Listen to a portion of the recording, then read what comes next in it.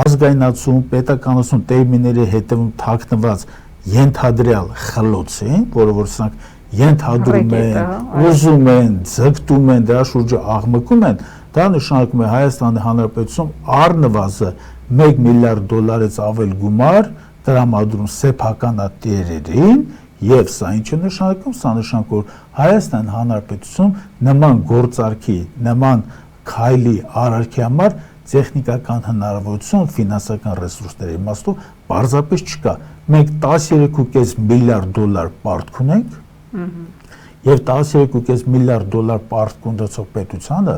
ոչ ոք $1 միլիարդ փող չի տալու, որ նա վիճելի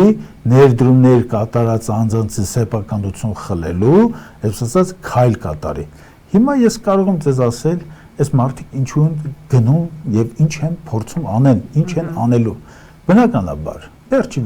կան մասնագետներ նույն կառավարության մեջ, որոնք իմիջիալից վերջին օրերին չեն երևում։ Ինչ Երևան։ Իրենք հասկանում են, որ խայտառակության մասնակից են, բայց իրենք նաև հասկանում են, որ այս գործընթացը վտանգներ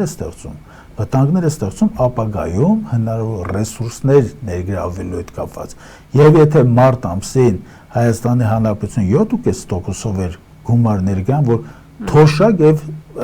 նպաստներ բաժանի, հիմա հավանաբար 10, 12, 15%-ով ներկա, որտեղ խարխվել է պետության նկատմամբ վստահությունը միջազգային գործընկերների մոտ եւ ֆինանսական համաշխարհային կազմակերպությունների մոտ։